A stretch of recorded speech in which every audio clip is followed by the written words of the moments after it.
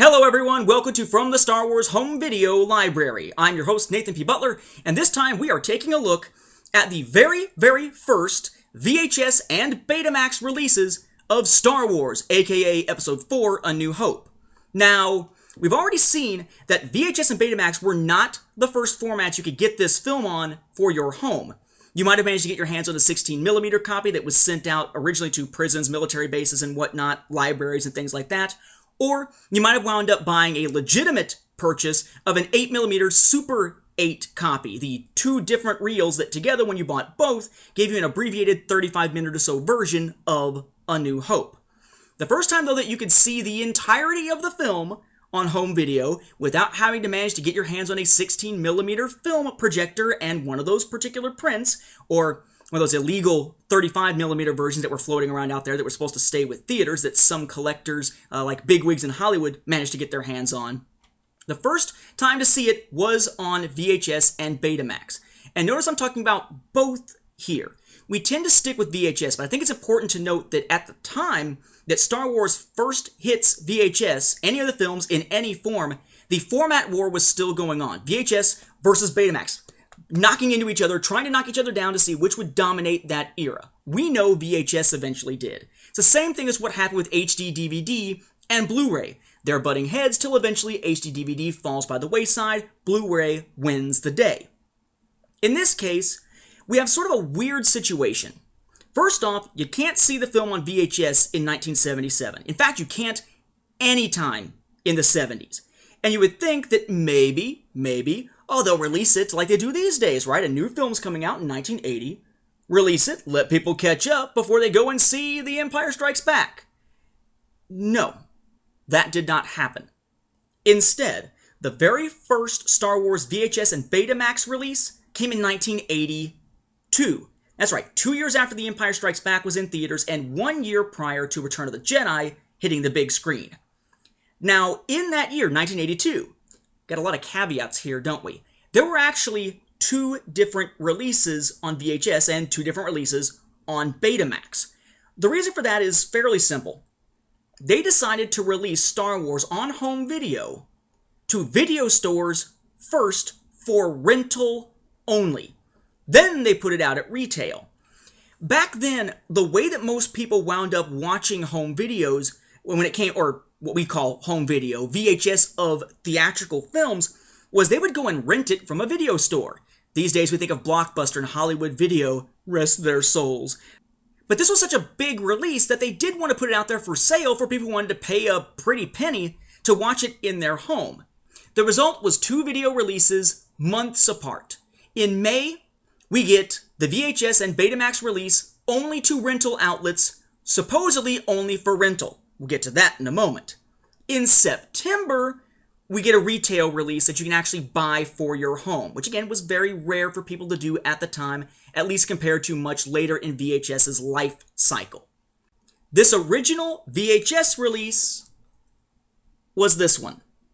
Notice it says 20th Century Fox Video up at the top. We'll see that that will eventually change to CBS Fox and to Fox Video and such.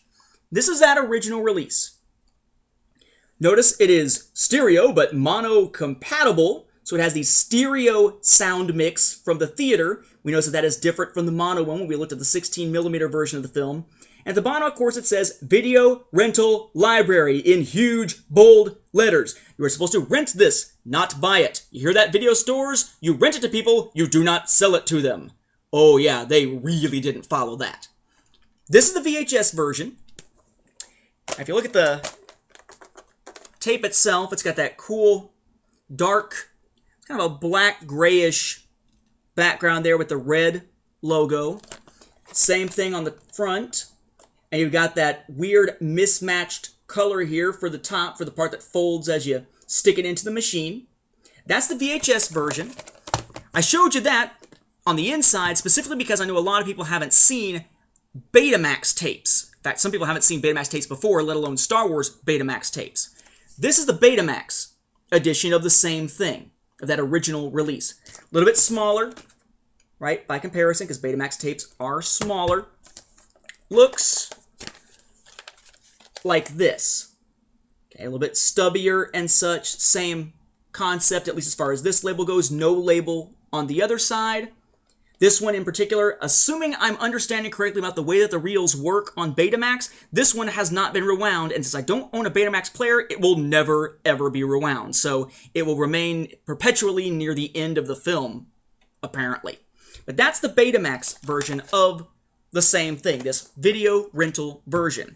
And they were serious about this whole video rental thing. They even have serial numbers on these. If you look at the back, which has the nice rundown of what's going on, another giant video rental library declaration on there. In the bottom, you'll find there is a serial number for that particular copy. Not the edition, the copy. You open this sucker up and take out the tape, and on the back, there's the matching serial number on the back. Now, what's interesting about this is that people wanted to own this in their homes. But at the time, VCRs were pretty pricey, and you didn't see a lot of the whole dubbing thing going on, where someone would hook one VCR up to another one to record what was playing on one onto another. That was not really something that was in vogue at the time, or the bane of the film industry at the time. Instead, people saw this in the rental place and rented it over and over again. And then some people got wise and said, you know, how's about you rent this to me and I just don't bring it back? Which was happening in some places anyway. People would rent it and not bring it back. Oh, well, I'll pay a fee. So, how's about we come up with a lifetime rental here? And people would pay sometimes $80, sometimes $100, sometimes up to $150. Those are some pretty extreme cases. And granted, this is $1982 here. Quite a bit at the time. And they would basically rent these forever. Technically, it still belongs to the video store, but they're never going to ask for it back, and you can keep it. Now, the video stores in many cases have gone by the wayside. They have gone out of business, and the tapes remain out here. Rather unusual. What's also unusual about this, especially for those who are used to recent VHS releases, or at least as recent as it can be, since pretty much it's dead at this point, is that there's not a lot of previews. You don't have previews, no advertisements, no little FBI warning saying, don't you dare copy this, because people generally weren't. Instead, it is literally a bare-bones copy of the film. You plop that in the VCR, there is nothing before it, it just starts with the film. At the end, the film is over, nothing after it. That's it. It is just a pure version of the film. Now, granted, this is 1982. This does not have the original opening crawl that didn't have A New Hope on it. This does have the Episode 4 A New Hope opening subtitles, so there was not an original VHS or Betamax release that was missing the subtitle. Doesn't exist. Okay, some people say it does. Does not exist. Okay, that was only on those 16mm versions out there and the 35 and 75mm versions that were in theaters back in 1977. What's also interesting about this is that it's based on the stereo mix from the theatrical film, which means it's missing a line. One of the things that a lot of folks know about early home video releases is it's missing a line, something that didn't show up again until a few VHS releases later. This is the way we usually think of the scene in which C-3PO, speaking on behalf of R2-D2, is filling in our heroes about the fact that they figured out where the tractor beam controls are, how the power is regulated to it. If you take out the power to one, it knocks out the whole thing. Ben, go do your thing, save the day, and let the Millennium Falcon escape. This is what we're used to because it was on the fixed versions later and in the mono soundtrack in theaters. Plug in. He should be able to interpret the entire Imperial network.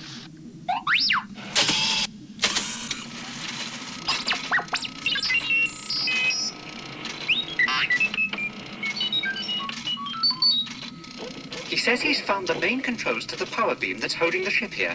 He'll try to make the precise location appear on the monitor. The tractor beam is coupled to the main reactor in 7 locations. A power loss at one of the terminals will allow the ship to leave. I don't think you boys can help. I must go alone. Pretty good explanation, right? Well, originally on VHS, if you bought this version, or I think it's the next 2 versions of it, the retail versions you were supposed to buy instead of these that naughty you were not supposed to buy, then you would have seen what fans seeing the film in stereo in theaters saw, which was not nearly as clear. This is what you would have seen. Plug in. He should be able to interpret the entire Imperial network.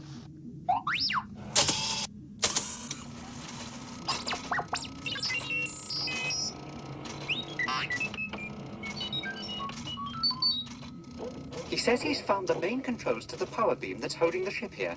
He'll try to make the precise location appear on the monitor.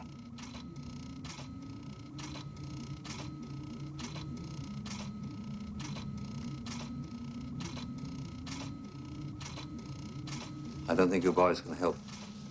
I'm just gonna allow. Wow, C-3PO, Nexu got your tongue? No explanation. The line is simply gone.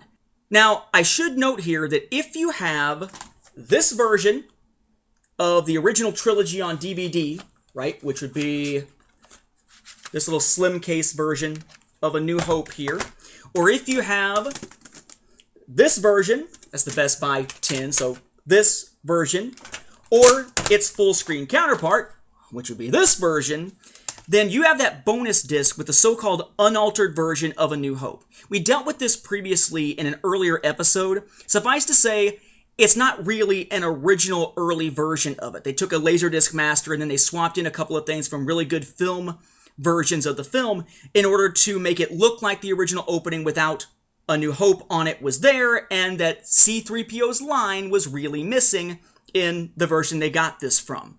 That is one way you can see it today on DVD and get that similar experience of what? And bafflement as to what exactly it is that's supposed to be happening there. It's like all of a sudden everybody just like, yeah, let's consider this. Consider? Everybody watch the screen. Everybody but the audience, watch the screen. Okay, awesome. I don't think you boys can help. I'm out of here. So it is an oddity, and it makes these early VHS releases somewhat unique. And the early Betamax releases as well, of course. Now, assuming that you didn't basically go against the intention of Lucasfilm and 20th Century Fox and didn't buy this one in May, you could have spent $80 later in the year. Again, $80 in 1982 dollars. That's pretty pricey, but again, these are mainly things that are supposed to be being sold to rental stores. People didn't tend to buy movies for home unless they were very special, and Star Wars was. You could have gotten this. This is the first retail home video copy of A New Hope on VHS. The contents are the exact same thing. No previews, no frills, no C-3PO line. I actually kind of like the packaging on this one. It's somewhat unique here. Just like with the video rental library ones, there are serial numbers on this one. The back is pretty much the same, but see, there's a serial number there. The tape itself, okay, you gotta slide out of here, and it's on like a little cardboard tray, and it comes out of the tray, and the tape itself is effectively identical to what you got with that home video library edition. The actual tape didn't say home video library, or the video rental library, just the box itself.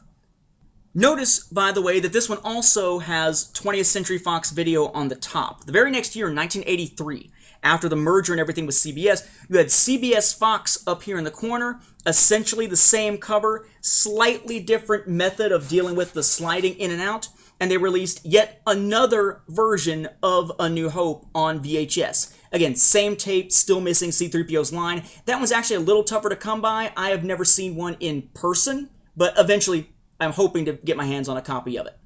Suffice it to say, if you are a holder of that copy, then please get in touch with me because I'd like to get my hands on it. But if you're looking for that sort of CBS Fox re-release of this first edition before they fix the C-3PO line, it looks kind of like this one. This is the next one after that, except instead of the little triangle in the corner saying hi-fi stereo, it's not a triangle, it's just basically a red band like that, and it says stereo, just stereo. So 3 original releases, all missing C-3PO's line, all pretty much no frills, in different variants of basically the same cover art, all in 82 and 83. Finally, we could watch A New Hope prior to going to see Return of the Jedi in theaters. These you can find on eBay fairly often for decent prices. The Betamax, less often, usually still at a decent price.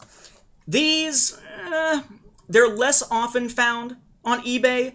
They tend to fetch a decent price, about the same as the other ones, though be very careful. A lot of the ones I see on eBay, these parts are all beaten all to crap.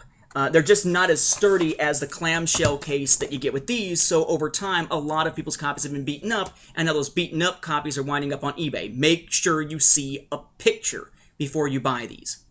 That'll about wrap up our coverage of the early releases of A New Hope. Keep an eye out for our next episode, in which we're going to take a look at the very first time you could buy all 3 Star Wars films on VHS. You could own the trilogy, but not as a boxed set just yet.